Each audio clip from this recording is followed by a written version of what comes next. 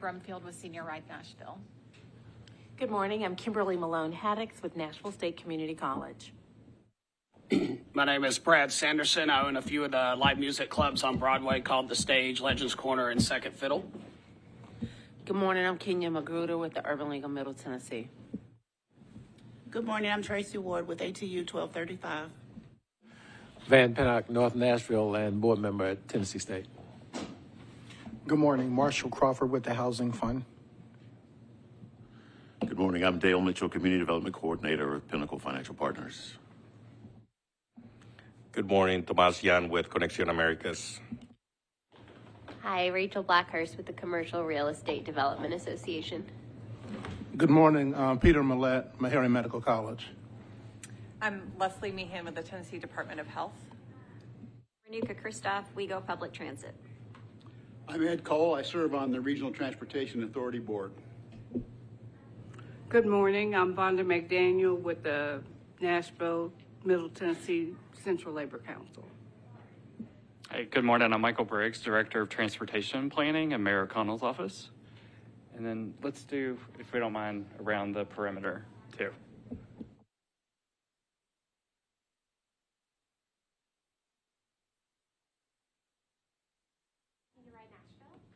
Julie Smith, Communications Director in the Mayor's office. Greg Claxton, Nashville Planning. Katie Redgrove, WeGo Public Transit. Courtney Stone, NDOT. Paloma Buck, intern at the Mayor's office. Angie Hubbard, Housing Director, Metro Planning. Leslie Smith, Mark Nashville. Meredith Montgomery, Mark.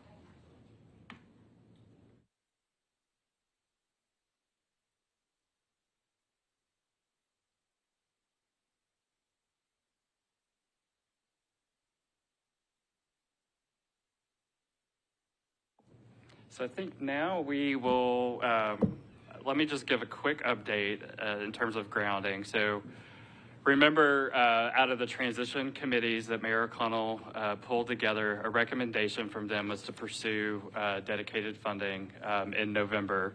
And so the purpose of the Community Advisory Committee and the Technical Advisory Committee is to help shape the program that will go forward to voters in November. Also, as a reminder, I like to mention this, and we won't talk about our transportation stories, but we've all shared some of the challenges, the opportunities that transportation and mobility has afforded us over the years. There's been some really great stories told and experiences, and we're continuing to hear that, and that this is, why we're doing this work. We've done introductions. Let me just also say quickly, we are going to get into a discussion about some of the impact maps or concept maps, also some of the revenue. That has been reviewed by the Technical Advisory Committee as well, so this is kind of taking it a step further and get your thoughts and perspectives on it. One thing, though, that we want to do first is to get your input on community engagement and how that begins to move forward.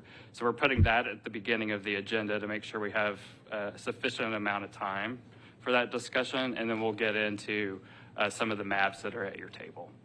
So I'm going to toss it over to Matea and Brittany to walk us through community engagement.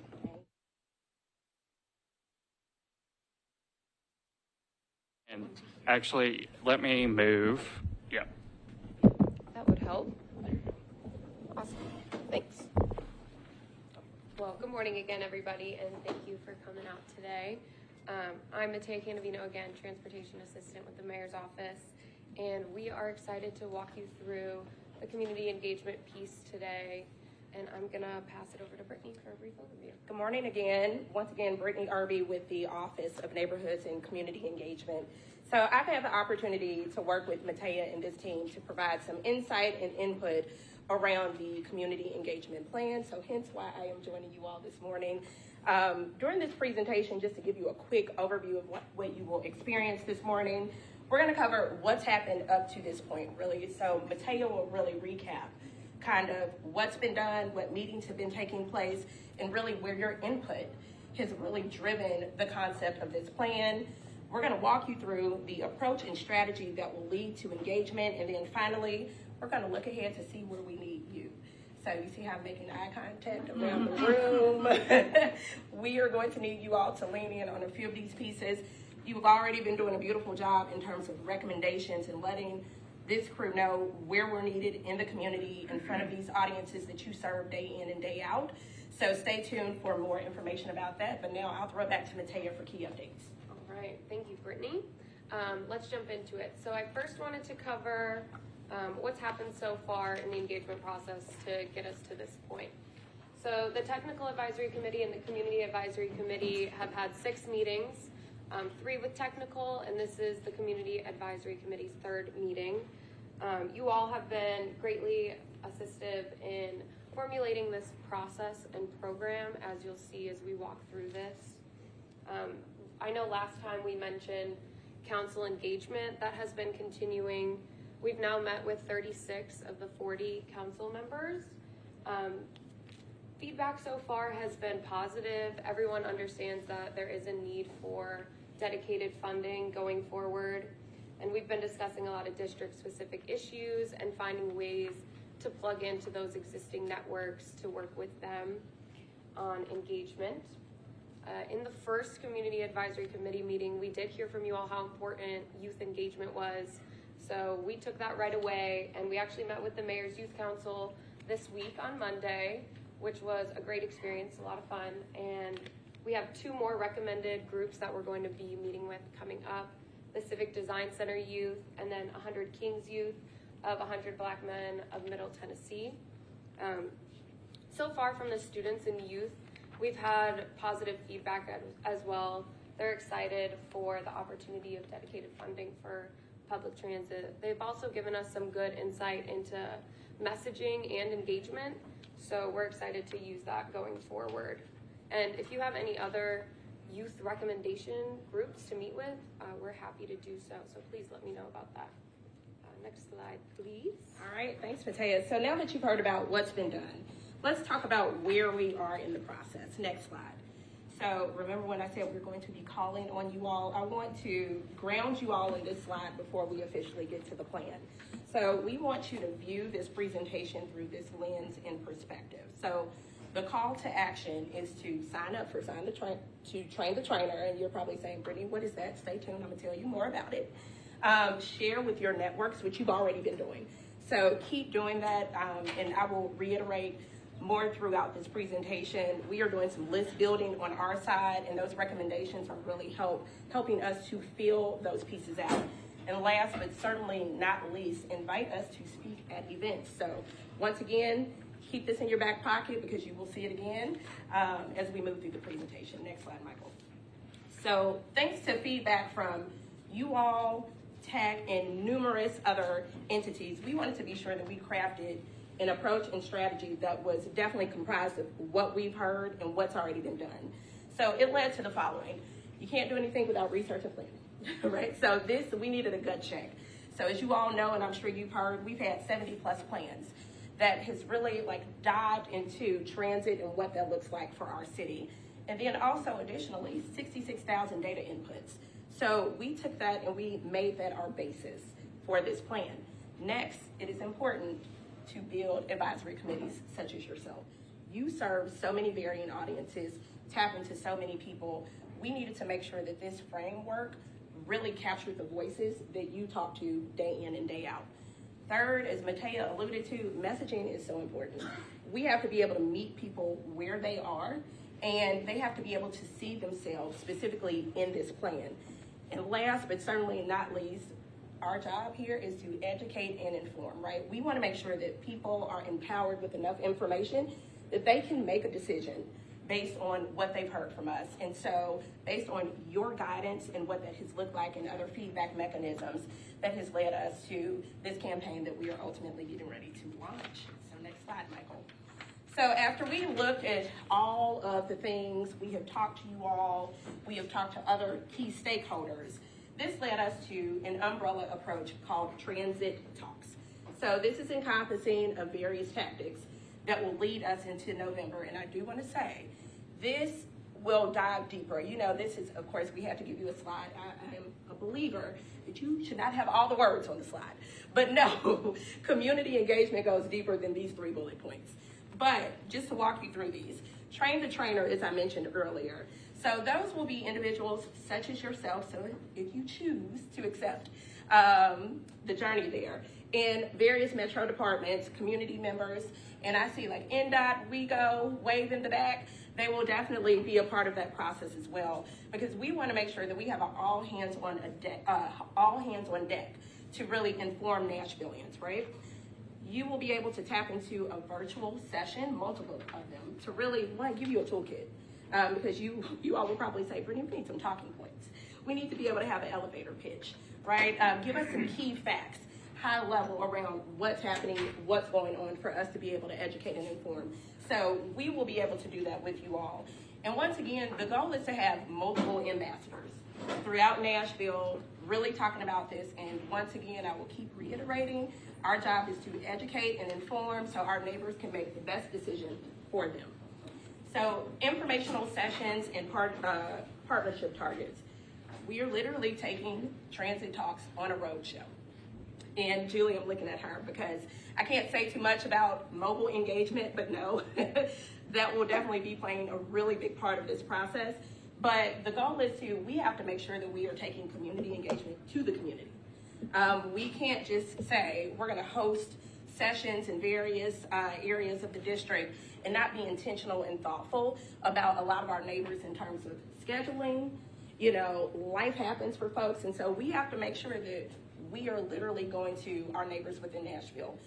But one key part about this, and I think we will keep coming back to it, you all help us get to where we need to be.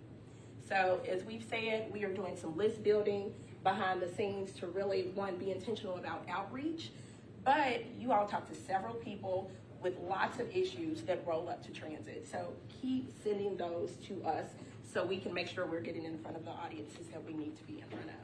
And last but certainly not least, as Matea mentioned, council members are vital to this. Like, your constituents will be looking to them to actually know what's happening, get up-to-date information, and really stay on top of those things. And so we have been sending a weekly update to council members. Yep, I see you writing, absolutely. So just so you know, they receive weekly updates. They also receive monthly committee updates. So just know they are also in the loop in terms of what's happening. Next slide, Michael. And all of this really can't happen without communications. So our comms team has really been working hand in hand with several metro departments, such as WeGo, planning, NDOT, to one, make sure we are leveraging their expertise because they really do play in this space day in and day out, but also leveraging their audiences, right? So as you can see on this slide here, it's a cyclical process. So the website, I tell people all the time, your website is your calling card. So anytime people go to nashville.gov/transit, they will be able to get the most updated information in terms of what's happening with this process. We are also in the process of launching an online feedback mechanism. So Nashvillians can hop on and say, what are my priorities in terms of this plan? What do I deem really important to me and my family and where I work, live, and play? Next, press releases and local media go hand in hand. We've got to be able to keep our media outlets updated. But one piece that I do want to call out is that we are also being intentional about multicultural outlets. As you all know, Nashville is multifaceted. We are very fortunate to have so many different cultures in this city, and we want to make sure that, once again, we are reaching people where they are. And last but certainly not least, because I think everybody in this room knows nothing happens in the world without social media. So once again, social media will go hand in hand in terms of the information that we're sharing on our website and giving up-to-date, in real time feedback to our audiences. So next slide there. All right, thank you, Brittany. As you all know, this is a quick-moving timeline, and this is happening so fast because the urgency of the problem requires the urgency of the solution. So I just wanted to quickly go back over a high-level overview of the process and what's coming up. May 31st, we'll have financial certification from the state comptroller. Then looking forward, the Transportation Improvement Program will be filed with Metro Council June 7th. We're anticipating the final reading being August 6th. We've left in some time there, some breathing room. And then August 22nd, the Transportation Improvement Program will be submitted to the Election Commission. And then October 16th, early voting begins. And as you all know, Election Day is November 5th when the referendum will be held. And now, during this process, we've already started engagement and we'll be continuing engagement throughout this entire timeline. And we'll be, as Brittany said, asking you all for some help with that process. Next slide, please. So now we can revisit those action items Brittany grounded us in the beginning of the slides. So first, sign up for Train the Trainer. All of this will be sent in follow-up, but those online virtual sessions, about an hour, will be super helpful in kind of getting all the information you need to be able to go out into the community and keep that message concise and consistent, and then sharing with your networks the information you have just to keep transit on everyone's radar, and then inviting us to speak at events. We'll be reaching out, but anything you send to us is extremely helpful, and we are happy to come educate and then come back and update as the process moves along. Right, and then finally, we wouldn't send you out there empty-handed, so that toolbox Brittany was talking about comes in here. We've been working on a FAQs, so all of those frequently asked questions we've been getting from the engagement we've done so far and from you all, we have that in an overview, so you'll be able to have all of that and be able to answer those questions as you get them. And then a summary page, so when you do have to give an elevator pitch, we have that message kind of built in there for you with all the information you'll need for a quick overview. And then last but not least, a little slide deck for you. Any presentations you'll have to give paired with these FAQs and the summary page should give you everything you need. Next slide, please. So I just wanted to thank you all again for being a part of this process. We're really excited going forward. I put my contact information up here, and I also can come around and give it to you if you need after. Just if you have any events or anything you need going forward, please reach out to me. I'll be kind of handling all of the intake for scheduling and things like that, so I am happy to take any and all requests, questions, feedback. And Brittany, thank you again for coming out. Thank you. I'm gonna pass it back to Jackie. Before we go to Jackie, I was like, I probably should have started off at the beginning just to let you know in that research and planning, like we grounded all of this with the International Association of Public Participation.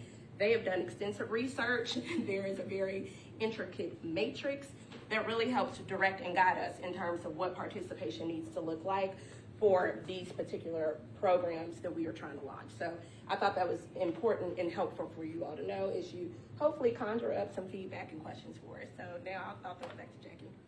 Awesome. We'd love to take the next 5 minutes to hear any reflection, questions, comments to the presentation you just heard. I noticed that there was engagement with the youth population, just considering the fact that older adults represent the largest and fastest growing demographic here in Davidson County. Curious, and they're most likely to turn out to the polls. How have they been engaged in this process? Karen, you were spot on. So I'm sure my intern wants to kill me right now, but she's so gracious. As we've talked about that list building piece, I am intentional about, we have been segmenting our list. So we've got religious institutions, universities, arts and culture, the older adults, and I will say I used to serve on the board for 54, so I understand that Tennessee is a growing state. So I think right now we have about 110,000 seniors in Davidson County, and that number is growing. So to your point, very much so a part of the process in terms of our outreach as well. And I'll also just share, we have met with Mia McNeil from AARP, and we talked about the concept of a telephone town hall. So once we get that formalized, we'll make sure this group is aware of that, that is one specific group that represents the aging population that we've spoken about. Wonderful. Thank you. Thank you, Gary. When you were talking to the council members, has there been some common themes that you have been able to pick up on from them as a whole? Yes, so I have not set in those conversations, so I'll pivot to Michael and Matea for that insight there. And here you go.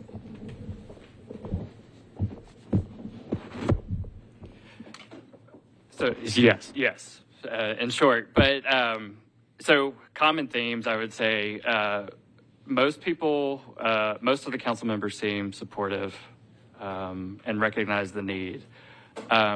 I won't say we're all on the same page as to how we get there with an expanded transit and transportation network, but pretty much everyone recognizes that. We have had like specific questions around projects brought up that have been talked about for a long time in some of the districts.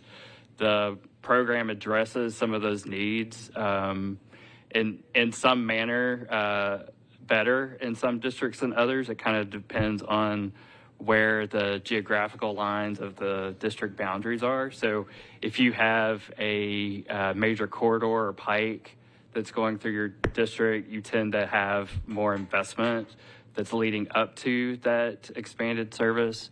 The other thing is that there seems to be a lot of interest around the signal and kind of sidewalk components, like understanding specifics about sidewalks, which to some extent we know the general area and can kind of plan what that looks like, but some of those specifics kind of come in at a later date after the funding is in place. I'm sorry. So that's kind of in summary. I would cast most of them as positive or neutral around this. Brittany, you mentioned that. I think you mentioned a platform of some sort. I don't know if it's a survey platform, but my question is, with the platform, if it's gathering information, is it the central repository for information, and what methods are there to receive feedback? Texting? Can you text to it? Can you call to it? Can you email to it? Can you explain? Those are all great recs, and I know we're looking into those particular pieces. At this point, it's web-based, and so the feedback mechanism will be available on nashville.gov/transit. And then I'm throwing this out here. QR codes are important for folks as well to be able to scan with their phone. And so to your point, we are trying to think outside of the box in terms of possibly creating pseudo email addresses for people to be able to lean in. And we are super fortunate to have a constituent services coordinator at the mayor's office. So he has already been fielding calls specifically around transit, and those get funneled straight back to the team for real-time feedback. Thank you. Thank you. We also have transit@nashville.gov. That is an email address that's been open as well that anyone can use. Any more questions or thoughts? Okay, awesome. Thank you all. Thank you, guys. And I'll hand it over to Michael. We'll share. Yes, thank you all. And so the community engagement part is a very critical piece of that. So just know that we'll continue to work on that and try to get as much information out there in the best setting as possible going forward. So I'm going to get into an area related both to the revenue that we're looking at, so a financial plan, and the scope of the program. In the technical advisory committee, we had the team that is working on that at the table. So they're not here today, but certainly if there are specific technical issues that come up related to some of the funding, we can seek out answers after this meeting as well. So I'm going to talk through just quickly how the Improve Act lays out certain requirements for us to meet as part of the transportation improvement program that we're developing, and then what that looks like in terms of potential geographic impact. So one of the things that has to happen is the development of a transportation improvement program, or TIP, and it has to lay out the scope. So looking at the expenses and revenue projections, that are then audited by an independent CPA. That is required to go to the state comptroller for certification before it eventually goes to council and then on the ballot. So there are some things that you have to pull together as like really specific costs that are like related to bus rapid transit, for example, but then there's some things that are related to transit that there's a little bit of flexibility in terms of like identifying specific locations. And so it's trying to strike both the legal requirements that are required under the Improve Act, but then also give us some flexibility, as we know some conditions can change within Nashville, and be able to pivot in some areas going forward. So a really good example of that would be as transit centers come online, it really shifts the way the bus system operates in an area. And so when you look at the maps that are at your table and then on the screen, you won't necessarily see those bus lines shifting as transit centers come online. So as those transit centers are done and completed, that's when those lines are kind of recalibrated. So there's some things that are done in order to capture the financial scope and to have it appropriately audited, but then there's some flexibility there as well. So related to the revenue projections, there are only certain surcharges that we can pursue per the Improve Act. And so under consideration with this program right now is a sales tax at no more than a 1/2 cent increase.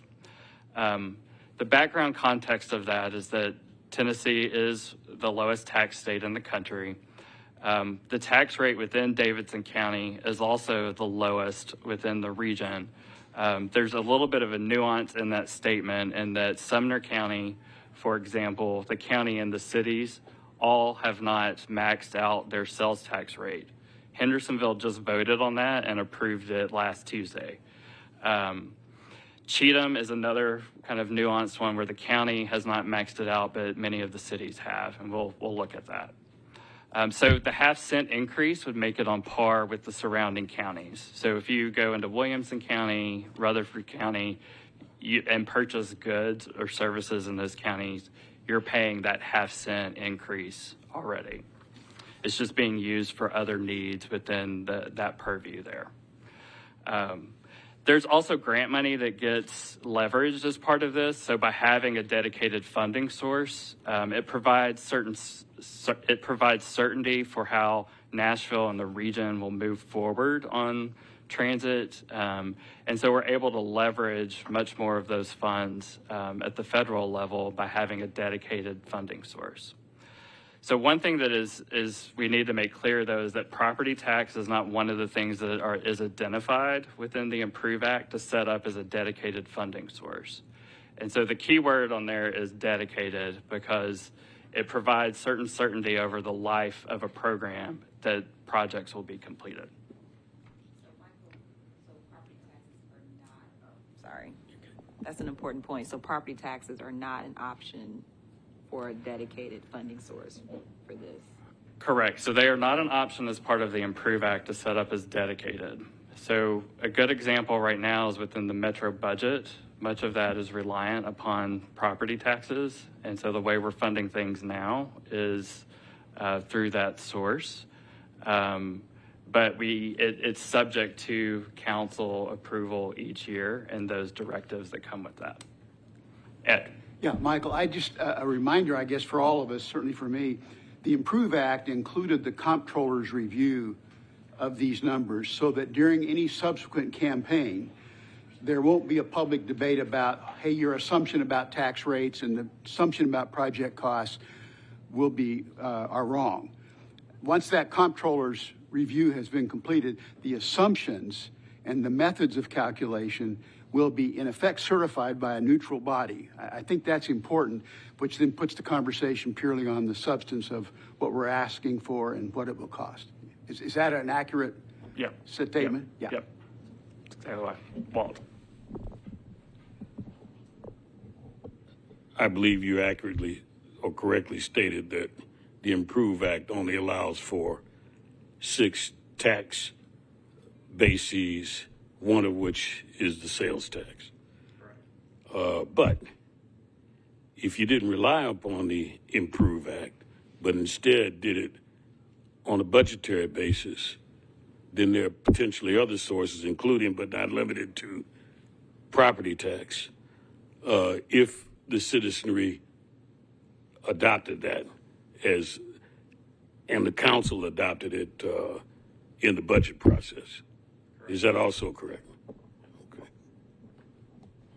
Thank you.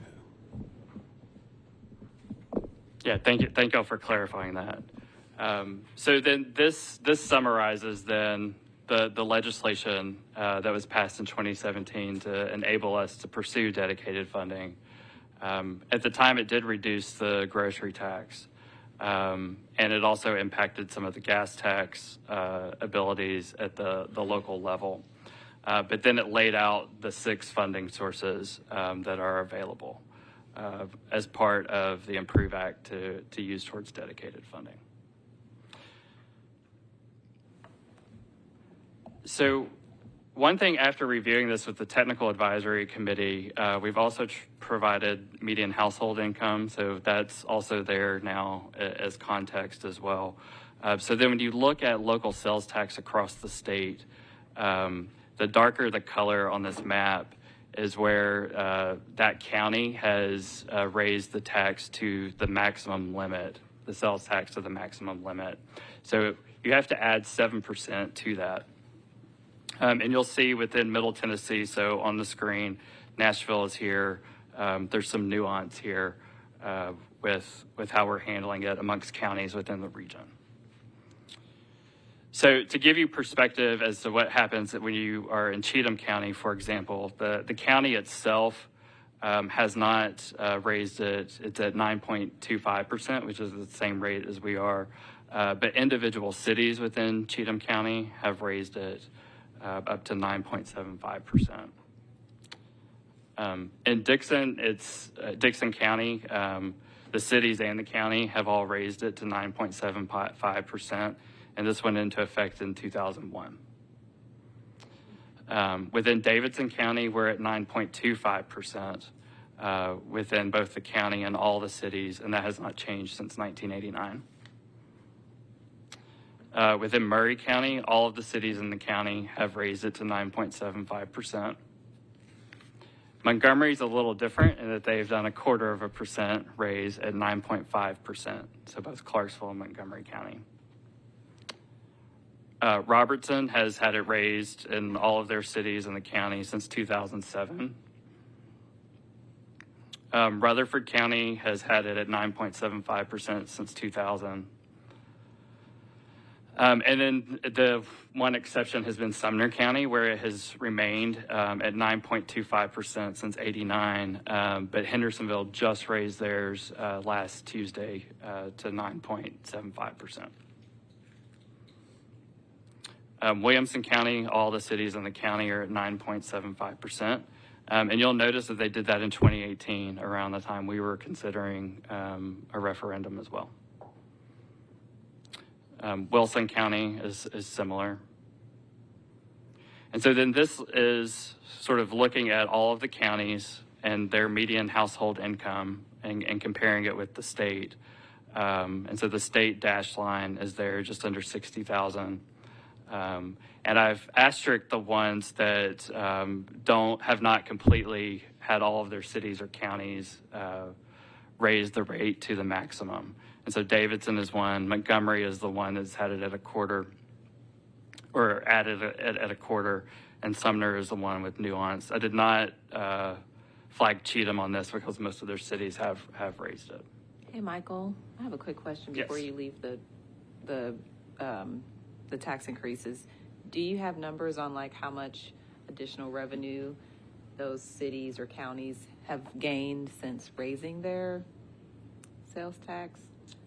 Not offhand, but that's something that if we need to look at that, we can probably provide some perspective. I'm just wondering, because if that is a mechanism for paying for some of these, then some people might say, well, how much money are we really going to gain by just raising it a half cent, or, so we may want to have that to say, no, you can actually, yeah. Yes. Yeah. That is how We can't share the number just yet because we're still working within the financial audit. So, but those things will be coming and will be Of course, public. none of these sales tax increases were for dedicated revenue for transit in any of these counties. Correct. That's what I was also going to clarify, is that none of these situations was for dedicated transit. They've been for other reasons. Hendersonville has done it for transportation, but some have done it for education or other needs. Yeah. So I think alongside our projections, it would be good to have some actual real numbers from the other counties to say, and obviously it may not be an apples to apples comparison, like per population, et cetera, but just, we're going to get that question. So It might be good to have that. And can you align that with population growth as well? Okay. Michael. Yes, sorry. Yes. Yes. So, in terms of talking points, when we are, or if we decide to go out and talk with everyone, with respect to the increase, what will we say about the food portion of it? Since the Improve Act reduced the sales tax on food, now we're asking for a 0.5-cent increase. Can you talk about that? Yeah, so I think it is important for us to give some examples, and I do have a couple worked into this and open to feedback as to other examples that we might use. I think there was a Tennessean article recently on the Hendersonville one that had the annual cost was $74 in a year that it would impact people. So let's show a couple of examples, and then we're also going to be working towards a number like that in order to convey that as well, the total impact. So this is just an example of purchasing toothpaste at Walmart within Davidson County. And at the 9.25% tax rate, it's 18 cents that a resident is paying on that purchase. If you switch the purchase to Robertson County and Springfield, which has the 9.75% tax rate, that ends up being 19 cents. So that's a 1 cent difference in that case. So then you can take maybe a bigger item like a microwave, and if you begin, this is roughly $55. So if you think, people's grocery bills around 100 or 120, 150, you can begin multiplying these out. At the 9.25% rate within Nashville, that's $5.09 that's paid on that purchase. At the within Springfield, it is $5.36, so it's 27 cents higher. So about every $50 or so, it's about a quarter of an impact more on it. And what I would love to hear from you all, because you're also having the community perspective on this, are there other things like this or numbers that would translate and communicate the impact better? I think that's seems like a good, a clear way to do it. But so I was in Kroger the other day, and there was a lady in front of me that, she was putting some things back because her bill was like $5 more than what she had. So it doesn't seem $5 doesn't seem like that much to us, but it's a lot to a lot of families. Yes, I certainly hear you on that, and that's one of the things I really want to express is that we want to deliberatively talk about this and understand the impacts, and then also some of the benefits that are gained by having a transit program too. Tomas or Jude. I was just going to add, we're also launching a bill in the legislature currently that would change the law to allow local governments to reduce taxes on food. So that is something that we're watching and certainly would be keeping in consideration as we move forward, if it were to pass. Thank you for clarifying that. Yeah. Yeah, especially if you're not getting anything in exchange of those $5, I think it's a big deal, right? So I think it's very important to point out what you're getting in return, right? Like, my kids are going to high school and they're going to have a bus stop that is going to be reliable. Are my kids? I think those points that really impact families, it's going to be one of those big ones, whether I get an extra item from a grocery store or not. I think that's a valid point. I think about this too, and explaining things to my current fourth grader and kindergartner and try to explain to them what tax is and why they don't go into the store and something's not just $1, it's $1.09. And it, maybe this is my natural curiosity, but I think sometimes it's helpful to know what our current taxes already pay for and don't already pay for, to kind of differentiate why would we need something extra. I think school systems, people are shocked when they learn how much of our local taxes go to support local schools. You know, it's just, we all know we pay taxes, but we don't necessarily know the breakdown.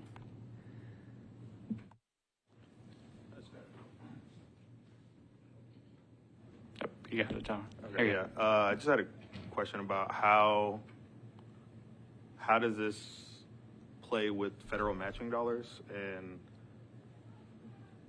what does that look like? Yeah, so having a dedicated funding source is important to that, because it gives certainty to the federal government that we will carry forward projects. So having a revenue source that is pretty consistent over a number of years helps us leverage that. To give you some perspective as to how Nashville sits with other cities of the top 50 cities, so Nashville and Memphis both do not have dedicated funding for transit. There's two other cities of those top 50 that don't. That's Orlando and Hartford, I believe. Everybody else has it. And so they're able to compete really well in this space and leverage federal dollars, whereas Nashville is always kind of chasing after that and catching up. Michael, as a follow-up to that, does the state have the capacity to impede receipt of those federal matching dollars? I don't have an answer on that. That's something we can look into. I don't know. Historically, the state has been very pro-transit, actually. Aside from all the other things that they may be anti, they are pro-transit because the surrounding. Well, let me put it in red and blue terms. The surrounding red areas still want access to Nashville. They want egress and access to Nashville. State has been then favorable regarding supporting mass transit initiatives. So we really, that really hasn't been a problem. What Mike is saying, though, about federal dollars, Metro Nashville, WeGo, has to compete for those dollars. Those dollars are just not out there for every person who makes an application, every entity that makes an application for them. You got to compete for that stuff. And they got boxes that they check. Dedicated funding is one of the biggies. Yeah. Hey, Michael, how much your examples that you have there? Did I step over? Oh, okay. You're okay. Your examples that you're using, how much of that is factoring in inflation in this? With the Fed making the decisions not to reduce rates, how much are you calculating this based on these examples as a stagnant, or are you taking inflation into consideration on some of this? So like in this example, this is to try to convey today what the impact would be. So if this is passed, February 1st, you can begin leveraging that tax. So this is an example of today. The overall program does take that into account. It looks at and I'm going to explain this in very non-technical terms for a transportation planner to be explaining financial stuff. So it takes into account the revenues that historically have happened related to sales tax, and you see rises and falls in that according to the broader economy. forecast some inflation factor to that, some growth that also happens with that, the ability to leverage grants and how competitive we can be. It also factors in just inflation that has happened recently. So if you look at the program that was done in 2018 versus this one, the kind of working cost estimates and all would be different than today because labor has changed, the cost of materials has changed, that type of thing. Tomas? Another thing that I just thought about is the cost of gas, right? Like right now it's taking me an hour and a half to get to my job sometimes. So if you get the cost of gas and you compare it to how much you're going to be saving, that's also another point that you can drive. Yep, very good point. Oh, yes, Fonda. So in one of your slides, I thought I saw that there were 6 different areas that you could. Why was the sales tax chosen over the other 5? So that's a good question. I think we want this to help build some trust that we can deliver on a program. So I think, when you begin to kind of pull in another tax, it kind of creates another point where we're taxing either visitors or residents or businesses. This also brings in, it probably has the highest revenue potential of the others that you can compare to. It will also allow us that if we're successful with this and can continue to deliver on an improved transit system, to look at some of these other opportunities in the future. So it doesn't take any of them off the table yet. So that's a few of reasons. So, yeah. Okay, and I think maybe one more comment on revenue and tax, and then let's get into the maps. The only question I think that I think will come up is why are we not taxing businesses? So you don't have to answer that right now, but just jot it down. Yeah. Yeah, thank you for bringing that up. Okay, so I'm going to shift a little bit to help with the geographic scope and looking at the program. So some caveats to lay out is just a reminder that these are drafts. And in fact, the version that you have at your table may differ a little bit from what's on screen. So what's on screen has even been updated a little bit more late yesterday. So just know that the maps and figures kind of continue to change. Is to indicate the overall scope or impact that can be done with this program. There's some things that are related to the terminology that may not be exactly reflective of the community right now. So those are things that we're going to continue to adjust. I mentioned transit centers, so we don't have a map of that yet to pull up on here. So there's certain elements of this program that still are being pulled together. So we don't have everything in front of you today, but this is to help guide the parameters around the geographic scope of the program.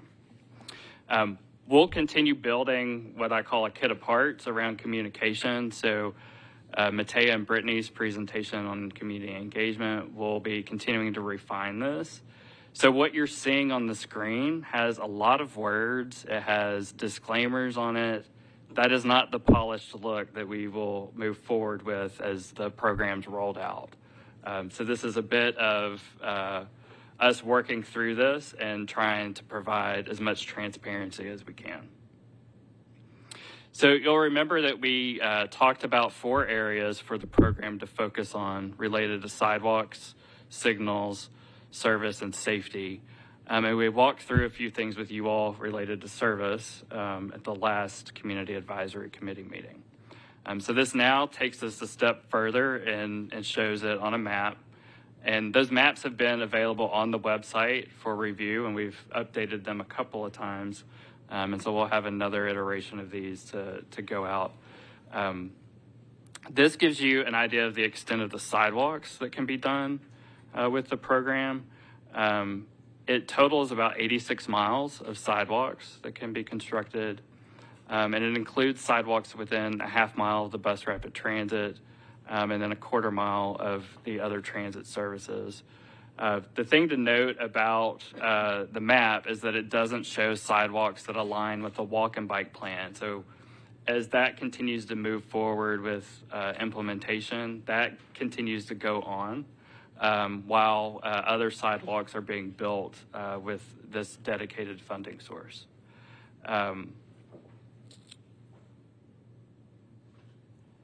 One thing just to note on the map itself, so if you see an older version of this, you'll see the blue lines have kind of shifted and moved. And that's because we're honing in on the transit corridors and focusing on the connection there where there's improvements. You will also see, so with this version of the maps that differ from the one on your table, you'll see different terms about WeGo service enhancers. So talking about how we're improving WeGo service. So you'll see some changes in terminology there. With signals, this includes approximately 600 signals and carries a number of travel corridors almost up to the county line or to the county line.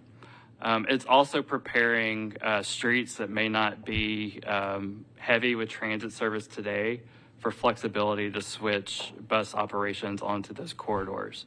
So as transit centers come online, it's giving the opportunity to build in that infrastructure. This is also helping traffic kind of keep with the green signal, keep people moving, and then give the capacity to adapt and monitor traffic conditions. Today, we don't have the capacity to do that. A traffic management center will come online in the fall. And so these signals will be able to be hooked into that traffic management center in the future. Yes. Yeah. Ed. Michael, just a quick question on that. Will we have, as a part of our training, an ability to describe the traffic system improvements that the signal investments will allow to happen? I think as a talking point, a lot of people relate to that, particularly the motorist that does not think they'll ever use transit. But when you begin the conversation about improving the flow of traffic, not just signals, but the flow, you get some extra attention. So some help on that would be, I think, great for us. Yep, that's good feedback. We'll work on that. Yes, sir. Once we get to the point where maybe there's not as much changes, will it be possible to have this more on like a dynamic map that's zoomable, so somebody that's actually only concerned about Chestnut Hill or Hillsborough Village or those different areas, that we can really zoom in and show them what we're talking about? Yeah. Yep. We intend to do that. I think one thing that we always have to remind people is that some of this may change. So there might be sidewalks that need to adjust over time, but we will give as much detail and kind of disclaimers on things like that to help establish context for it. So the traffic signals are definitely something that is very much needed along that Murfreesboro corridor. We got some of the most dangerous intersections along that corridor. I'm sure y'all are already aware of that, and I guess what I'm trying to say is the messaging around that, I just hope, kind of includes some of the actual stats on some of those intersections and hopefully how it compares to, I guess, other cities with similar volume. Yeah, good point. So some safety metrics to help establish context in some of the corridors would be helpful. Yep. Okay, so then focusing on service improvements. So you're going to see new terms here, and we're continuing to work through these. So what was called bus rapid transit would be all access A, and then priority and rapid will be consolidated into all access B. So what we're trying to do is convey that on the all access A corridors, There's significant infrastructure investment, in some cases, complete corridor reconstruction. So having to go in, do utility work, stormwater work, add sidewalks, reconstruct signals, add signals, put in new crossings. So there's a pretty heavy infrastructure investment on All Access A. All Access B would have investments in, also on All Access A, the important component is frequency of transit as well would be improved, and the reliability there as well. And this would likely occur in dedicated lanes throughout much of the corridor. With All Access B, it may transition to being in mixed traffic, some dedicated lanes, but it also includes signals, some reconstruction of small portions of the corridor. But the overall goal is to get transit service moving much more reliably and efficient and more frequent on those corridors.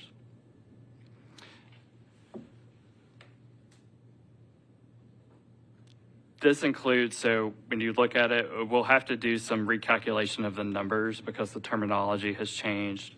But at the time, it had 38 miles of BRT and 16 miles of priority. So just know that those numbers may kind of change as to how they're categorized, but the total will be very similar. One thing that is to also note, based on continued feedback that we've gotten, is the potential change for West End. So that was not identified initially as bus rapid transit, but it is being carried forward as a change for bus rapid transit on West End at 31st. So it will now be All Access A. Correct. West End. Correct. That would be All Access A. And A doesn't stand for AMP. Correct. It does not. Yes. Just in the house. Right. Hey, Thank Mike. you. Hey, Michael, are these Yes. all right now internal maps and internal language, or? So the maps are posted online. So this version that's on the screen has changed a little bit from what you have on your table. And so the terms are a bit different. A lot of the components of the symbology have stayed the same, but the terms are starting to change. Okay. Well, Is there feedback on there- either terms or like how we're presenting? Yeah, because it's confusing. Okay. Yeah. The all act is confusing. So I would probably come up with something different that describes what each level's talking about. And then with the coloring, I would try to figure out how to show like this is more important, maybe least important, or more service or less, like come up with the different, yeah. Question. So we would, I think part of the A and B was to distinguish between a premium service level. Would it be more helpful to actually describe more tangibly the components that are coming out of that? So, for example, bus frequency at 12 minutes or less. So, what is most meaningful in a way that wouldn't be too complex? How much detail needs to be there, and what resonates most with the public? Yeah, I have to think about it a little bit more, but just as you were explaining it, I was like, I'm a little confused, and I know this stuff, Right. So I know if I'm confused, then the general public is going to be confused. I think the best way is to be as simple as possible so that people can understand. It's simple, same way the newspaper is written on a 6th grade reading level. It needs to be so that people can look at it and be like, okay, I can get on the bus this frequency, because I'm looking at that and I'm like, Tiffany, I'm lost. And so you don't want to confuse them. You want to make sure that they understand what you're talking about. And so what I would also indicate is showing the difference. You talk about sidewalks here. I'm looking at this and I'm like, okay, so what difference does that make to me if I already have sidewalks in my neighborhood versus showing that there are not existing sidewalks in these neighborhoods in this particular area? I mean, just looking at this for somebody who doesn't know, and be like, okay, so what does this mean for me? and really breaking that down and making it as simple as possible. That before they didn't have sidewalks, this is where we're looking and proposing of putting these sidewalks for them. Same thing with the bus service. Also, when you look at the map, going back to his point with the sidewalks, I think this map is dedicated, I believe, by Metro Council District. And, you know, some people are going to ask, like, why is my district not on here? I can see, like, there's parts of District 1. It's not hidden. So, again, maybe naming those neighborhoods. But also, too, if you go to the article that's in the newspaper, which is where most people are going to get their information, it needs to outline. I guess my question would say, are these 86 miles of sidewalks that you are including something that's happening right now? Or is this 86 miles that if this passes, this is where this is going to happen? And people are going to be skeptical of that. And that needs to say that once this passes, this is where the sidewalks are going to go and the dedication. Yeah, just to clarify, so it is in addition to what's underway and planned. So there's some, programmed, shouldn't use the word planned. So there's some that are already in the design phase that are being funded through current council budget.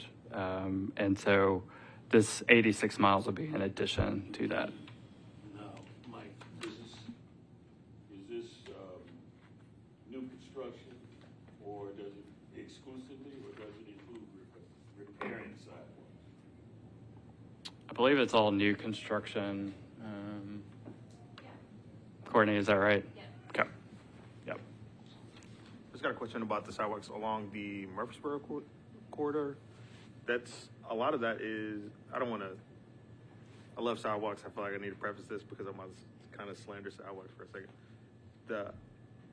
That's a highway, essentially, you know, and a big portion of that is by the airport. So are we trying to put a sidewalk near a runway, or like how does that actually like work? Are people, I do see people walking over there, but like if there's more frequency of, you know, the buses going by, like, you know, how does that actually play out? Yeah, so I think the thing to keep in mind with like the sidewalk map is that we want to give some certainty where we're going to invest in sidewalk infrastructure, but I don't know that you can take it that block by block, this is exactly where this will happen. Because there's engineering that has to be done. There's sort of a reality check, like, does it make sense to put in sidewalks, for example, on Donaldson Pike when the airport access is mostly like a highway ramp? It might. I'm not, going to say we're ready to make that decision.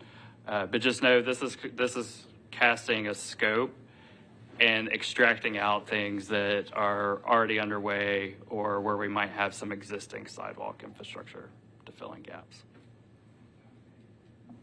Talking about the first cycle that you guys had over there about informing the community, could it be done in a way where there is a map and that is interactive and it will have like a you know how they're going to build this building and they make a drawing of it, so they can visualize it a little bit better, like, okay, so at least over here, this is what it would look like, and this is what it looks like right now, so they can have a better understanding. Yeah, that's a good point. We'll see what we can do on that, And I'm going to jump in. I know we have a couple more maps to go through. I'm definitely hearing a lot about how to present these maps in a better way. So I want to make sure we get through the other maps and keep those coming maybe after we get through the next couple maps. Yeah, thank you. So then moving from BRT or priority service to frequent service. So this is focusing on expanding the service to 24/7. So currently service stops middle of the night. Trying to get at peak service running every 15 minutes, 20 minutes in the evening and 30 minutes overnight. So this is more of an operational concept that you're seeing that has the lines on the map and less like infrastructure heavy.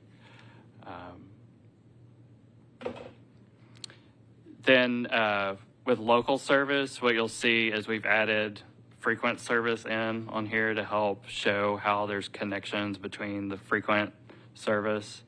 And then this is where, like, if we have the transit centers coming online, you begin to shift areas of the service to address that. And a really good example of that is with the Rip Patton North Nashville Transit Center coming online. And you can even go on the WeGo website now and see how the service is being changed based on that transit center coming online. So just know, like, these maps are kind of static at a moment in time, but they can also shift as elements of the program begin to be implemented. And then other areas where we haven't had service, expanding that or reinstating service that for various reasons was eliminated for financial reasons or ridership issues in the past. So Michael, and these, so the features are the proposed changes, right? Correct. Okay. Correct. And I'm sorry, I probably skimmed over some of that too. So if you look on under the features, like with local service, extending it to 4:30 a.m. 7 days a week would be an important component there.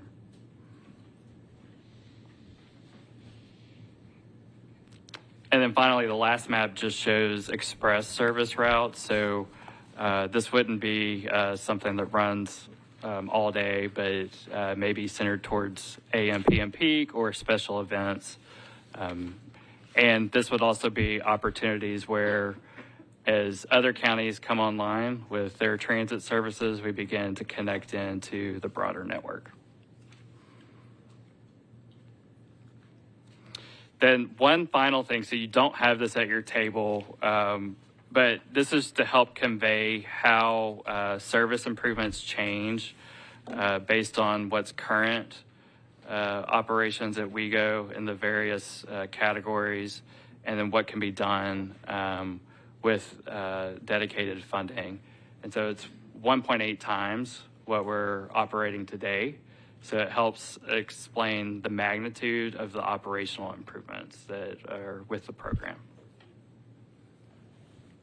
Michael? Yes, sir. Going back to the funding. So once we got to get buses on the street, we got to get drivers, we got to get the equipment, we got to get all of the things. So how does the revenue, the timing of the revenue, work with startup and then ongoing operations? Because Courtney's going to have to get some folks to repair streets, because there'll be more traffic and more frequency and all of that. So that's a really good question. We would not be able to start leveraging the surcharge until February 1st, if it's approved by voters. Then there has to be some time that the surcharge is being collected before you see improvements. Things like operational improvements, bus purchases, hiring of drivers are things that would occur quicker in the program. Other items like the All Access A or Bus Rapid Transit corridors would go through a series of steps to help leverage federal funding, and would have to go through like an alternatives analysis that looks at the different transportation modes. It would revisit that. It would have community input all along the way as well, look at some of the design challenges. So for things like that, that's taking 5 years or more in order to do that. So, and some of these too, so to also help with visualizing how this comes together. So not every corridor can be done first either. So some of this would need to be sequenced based on need. Some of the challenges that happen related to right-of-way, some utilities. So corridors that, for example, that have more constrained right-of-way and ditches are going to be more complicated than a corridor that has a wider right-of-way and sidewalks already in place.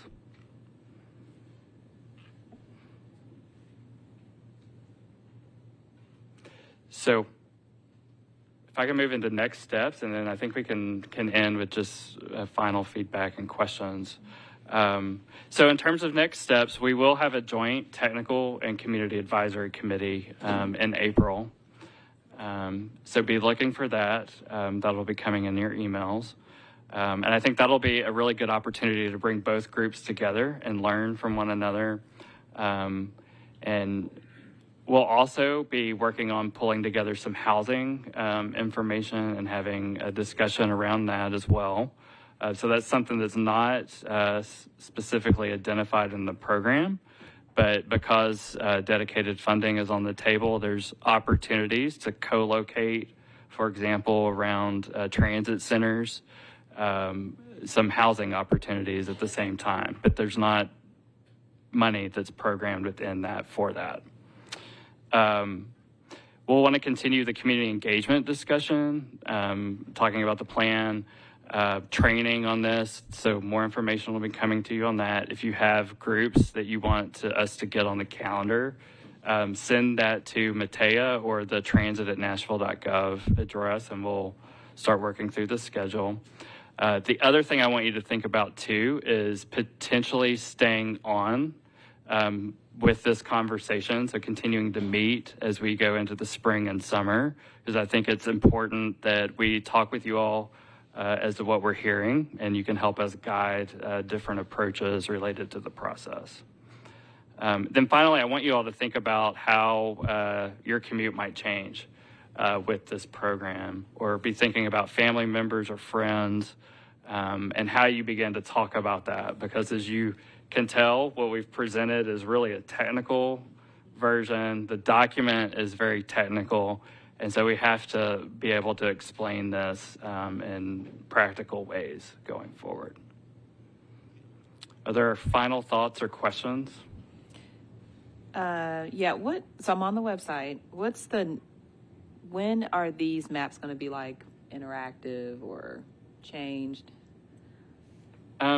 Give us a little bit of time, because we want to get in a position where the program is pretty solid, and because if we have to start changing things and it's already in an interactive map, it kind of becomes a technical issue.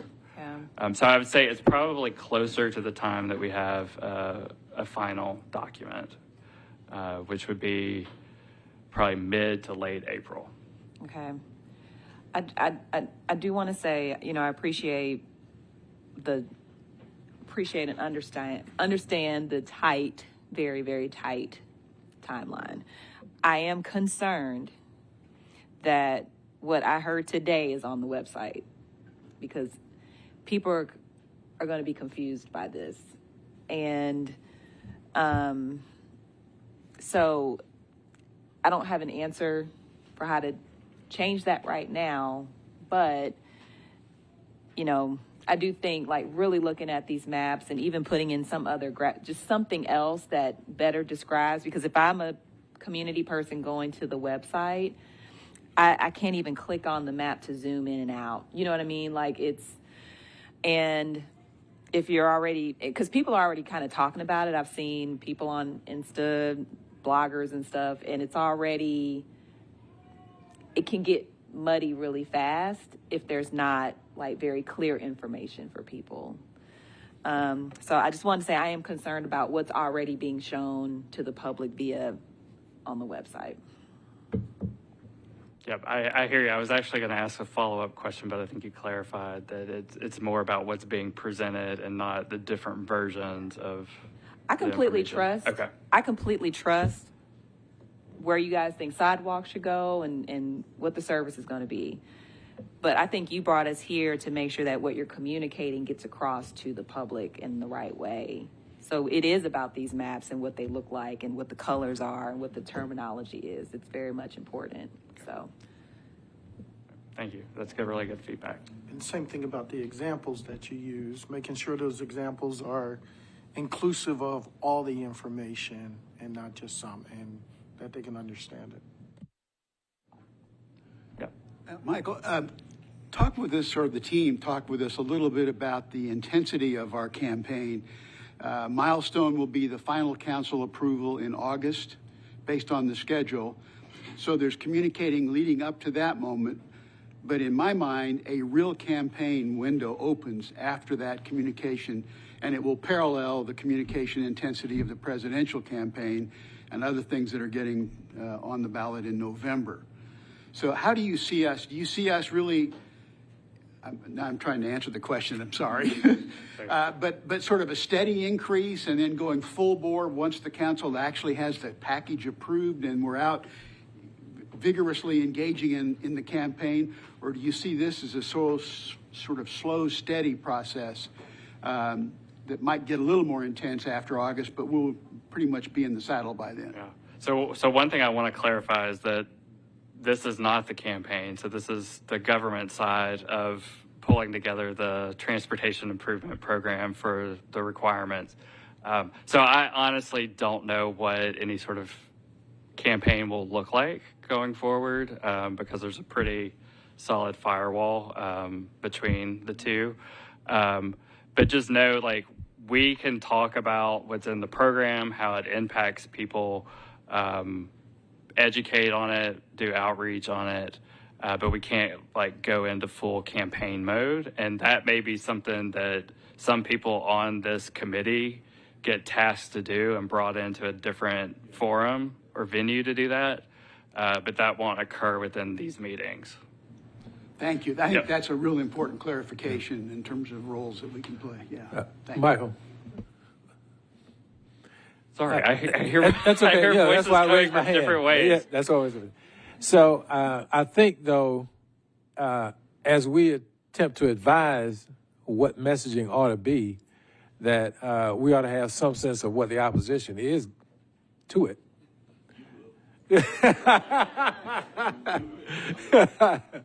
Yeah. I mean, I don't disagree with you. It's just we can't, as government staff or even people within kind of the nonprofit, can't like advocate or go campaign a certain way to vote. We can talk about what's in the program when you go and cast your vote, but we can't establish a position on it. And what is it exactly that people are voting on? Is it basically saying, do you approve a 0.5% sales tax to fund this transportation improvement program that has been approved by council? Is that basically what's going to be on the referendum? You've summarized it really well. Yep. Julie, did you want to add something? I was going to say stay tuned because we don't have our plan of finance yet, so Right. we don't really know what the vote would be on at this point. Yes. Two questions. One, I know the maps are out on the website. Can we get the presentations also? Because there's some information there that I'd like to get. Yeah. And the other thing is, can we get name placards? Before I got to my 60s, I could remember probably everybody, but I don't know anybody's name in here but yours. So if nothing expensive, but just little foldable. Full name tents. Yeah. We'll do that. Thank you. Yeah, thank you. That's really good. Good point. You're not alone. Yeah, you're not alone. To that point, do we have a list of like everyone in their organization? So the list is online. Organizations aren't listed on there, but everyone's name is on there. Yep. That might be a good internal document to have. Okay. So as we're talking to people.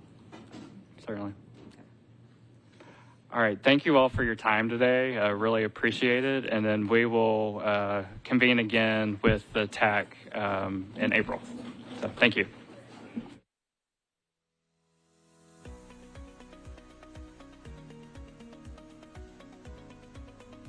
This has been a service of the Metro Nashville Network. If you would like to see this presentation again, or for more information on this and other programs, visit nashville.gov.